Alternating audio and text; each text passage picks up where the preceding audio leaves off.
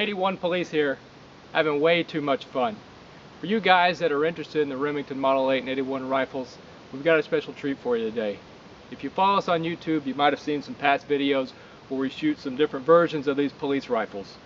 And if you've ever wondered what differentiates them from the regular rifles, that's what we're going to talk about today.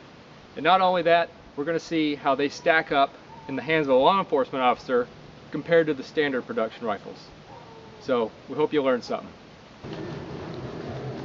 So what we got here are two original police rifles. The top one's going to be a Model 81 and the bottom one's going to be a Model 8. Now the first thing you notice is the ridiculously long magazines, and we'll get into that in a bit. But I just want to point out, generally speaking, before we look at these guns, the Model 81 versions, most of them were built by Remington at the Remington factory. The Model 8 versions were built by the Peace Officers Equipment Company in St. Joseph, Missouri. Now again, there are some exceptions. The Peace Officers Equipment Company did build a few Model 81s, and I'll kind of show you what makes them different than the Remington built versions. So these guns only came in two calibers, 30 Remington and 35. Most often you're going to find 35. That was apparently the more popular caliber of the day.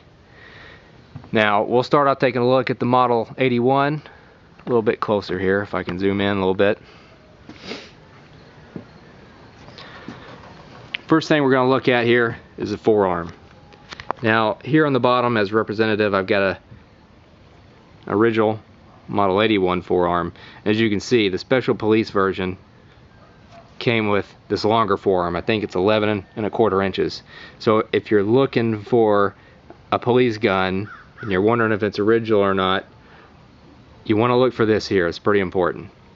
This is standard on these guns. Another thing that was standard on them is sling swivel eyelets, found here in the barrel jacket. Back here, it should be 3 inches from the toe. Now, another thing, which on nearly all you're going to see of these special police versions, if I can get in here and look at it, is these markings here.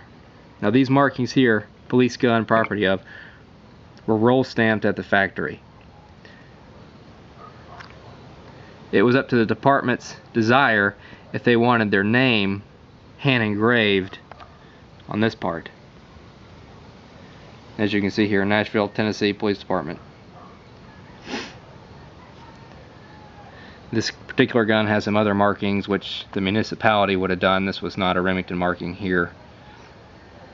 So, this is a special police Model 81, built by Remington.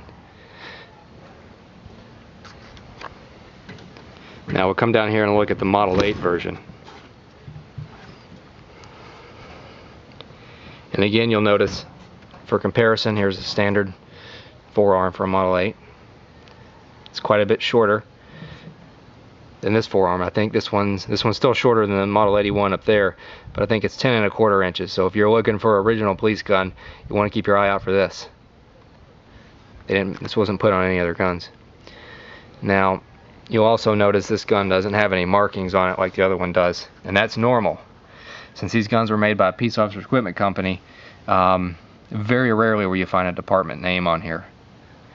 And it's just another one of those things, you don't know if the department put it on there or peace officers. We really don't know. It's just like this marking here on this gun. Probably some rack number, number 19. We don't know who owned this gun. Now, take a quick look at the magazines. Like I said, these are single stack, 15 rounds. They did make them in 5 and 10 round, but the majority of them are going to be 15. And here in the Model 8, you'll see it has 2 indicator holes, marked 15, if you can see that, 15 rounds. This is an early magazine, so it says patent pending. It doesn't have a caliber marking, and the serial number is up here. So, 2 indicator holes at the bottom, 1 at the top. If we go look at the Model 8 version, going to have 1 indicator hole on the bottom, 1 on top. And the markings are a little bit different. It's going to have the patent number, and this here, they won't always have the caliber. This one happens to. The serial number on this one is up here on the front shoulder. If the department ordered more than one magazine, sometimes you'll have it numbered. This one has number 3. So this gun originally came with 3 magazines. Now, something that makes these guns different, since they were built by 2 different companies. You'll notice here, this is a barrel lock screw, and that retains the barrel lock inside the receiver. Now, when the magazine's taken out of these guns, there's a potential for the barrel lock to fall out. So what Peace Officers Equipment Company did on their Model 8s and on a few Model 81s is they drilled out this screw here in the middle and put a rivet in, kind of like a stainless rivet, to retain that part that lays up in here like so from falling out. Very distinguishable. You can't miss it. So look for that. Now on a Model 81, if it was built by Remington, if it was a special police model like this one is with the markings, it looks different. It doesn't have that on the screw. It's just a standard looking screw. It's actually not a standard screw. It is, but on the inside it's been drilled and tapped, and it has a retaining screw facing up into the gun to retain that part in here. So that's something, you can see that when you take the magazine out. I don't have good enough lighting to show you that, but you can look up in there and see that now. One other difference about these guns that'll stand out to you is you'll notice it does not have its bolt lock or magazine indicator thumb piece here. Now that button is what releases your bolt when it's locked to the rear. And you can see this one does not even have it.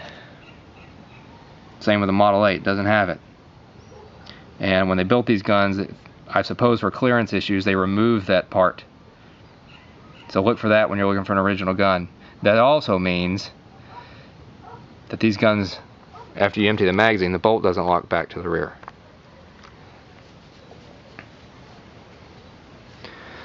So I hope that helps y'all get kind of a start on these guns, and there you go.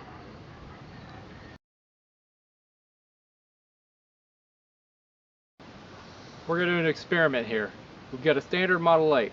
The fastest way to load these guns back in the day was with stripper clips. So for the sake of saving ammo, we're going to load 3 rounds, fire them. We're going to load another 3 rounds and fire them. And then we're going to take a police gun and see how it does.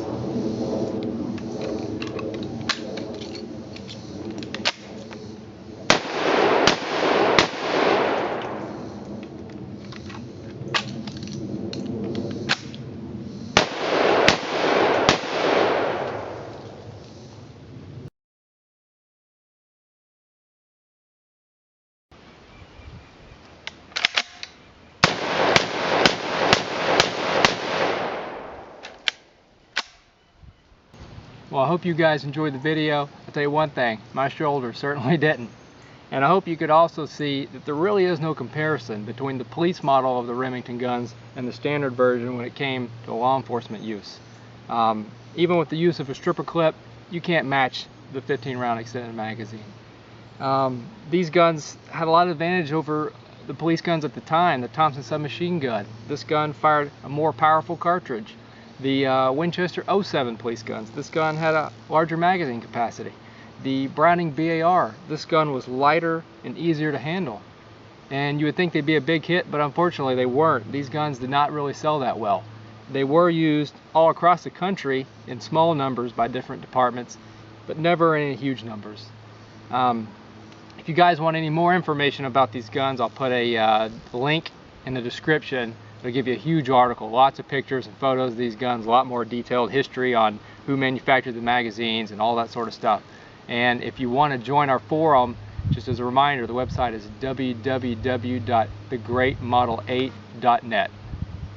Thank you.